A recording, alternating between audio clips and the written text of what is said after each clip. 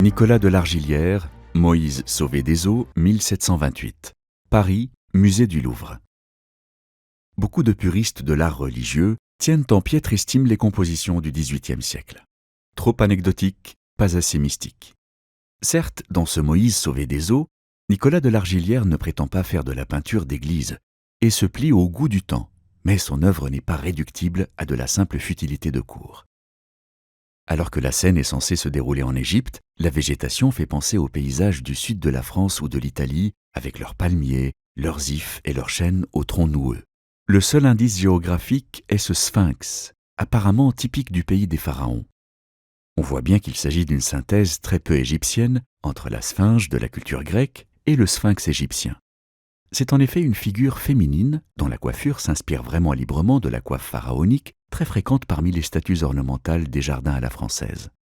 Le palais en arrière-plan ressemble d'ailleurs plus à une villa romaine qu'à de l'architecture égyptienne.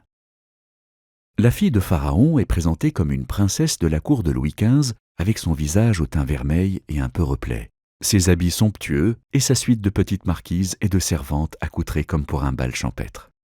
Pour lui donner toutefois les dehors d'une princesse égyptienne, Largillière insère d'infimes détails qui sont des marqueurs d'exotisme.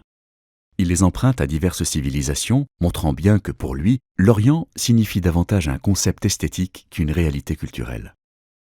Le diadème relevé appartient au statut de la déesse Diane ou des princesses hellénistiques. L'aigrette de diamant fait partie de la garde-robe du sultan turc. Turc aussi pourrait être la robe à rabat doré, à ceinture portée très haut et à glands et pompons. Le parasol, en revanche, constitue une création purement européenne, puisqu'il ne se rapproche d'aucune des ombrelles asiatiques. La petite scène de repêchage de Moïse pourrait presque former un tableau dans le tableau. Le panier de papyrus ressemble à un couffin et le nourrisson potelé avec sa brassière évoque le petit Jésus au milieu de la crèche. Le traitement en clair-obscur rappelle d'ailleurs un certain nombre de nativités. L'irruption de ce nourrisson parmi cette cour de femmes produit l'émerveillement. Il permet au peintre de montrer toute une variété d'expressions, de joie, de fascination et d'enthousiasme.